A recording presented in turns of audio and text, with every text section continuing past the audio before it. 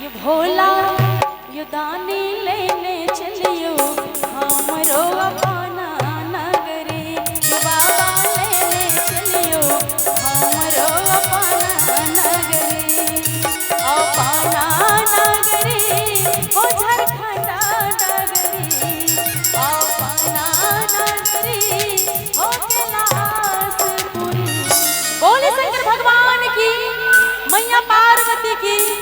यो बाबा यो दानी यो भोला लेने चलियो हमरो अपना नगरी। यो बाबा लेने चलियो हमरो अपना नगरी। क्या हो, क्या बात है?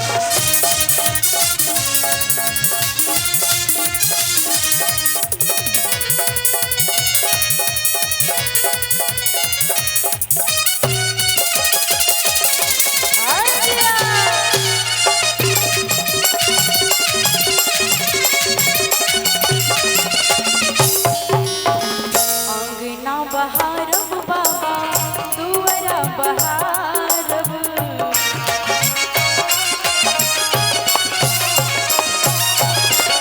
आंगना बहारब बाबा दुआरा बहारब। आंगना बहारब बाबा दुआरा बहारब। और बहारब बसहा के नगरी बाबा। और बहारब बसहा भोला यो दानी यो बाबा लेने चलियो हमरो अपना नगरी। यो बाबा लेने चलियो हमरो अपना नगरी। न छपर न छाने सब कहे यो भरदानी। न धोती न कुर्ता सब कहे यो भरदानी। पिए नहीं गाजा खाली बेल पतरी। हो डम डम डमरू बजावे रे हमार जोगिया। हो डम डम डमरू बजावे रे हमार जोगिया। न छपर न छानी सब कहे यो भरदानी। न धोती न कुर्ता कर बहे गंगा पानी। पिए नाही गाजा खाली बेल पतरी।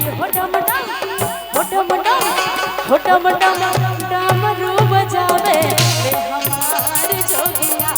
डम डमरू बजावे रे हमार जोगिया।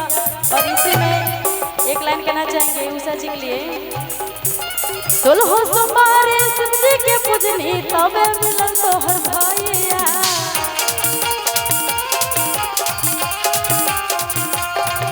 उषा जी हेलो, ये लाइन आपके लिए है।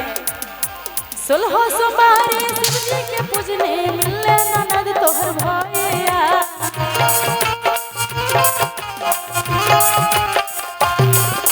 मन से जलवा ढरिहा ननदो निमन मिली है ननदोइया।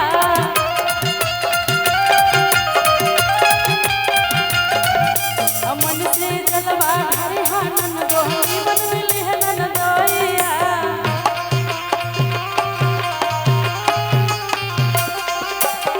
चाहे नाही धनवा चाहे नाही रुपया पैसा। चाहे नाही धनवा रे चाहे नाही रुपया पैसा। चाहे नाही धनवा है भोला बाबा से मांगिए भौजी डीजे वाला सजनवा है। भोला बाबा से मांगिए भौजी डीजे वाला सजनवा है। यो बाबा लेने चलियो हमरो अपना नगरी।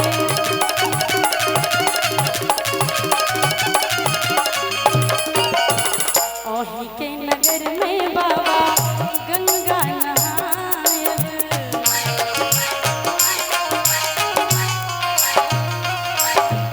ओही के नगर में बाबा गंगा नहायब। ओही के नगर में बाबा गंगा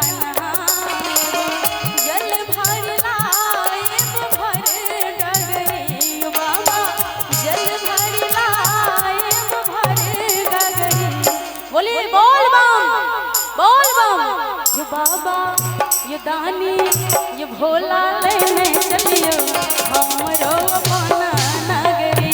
ये बाबा लेने चलियो हमरो अपना नगरी।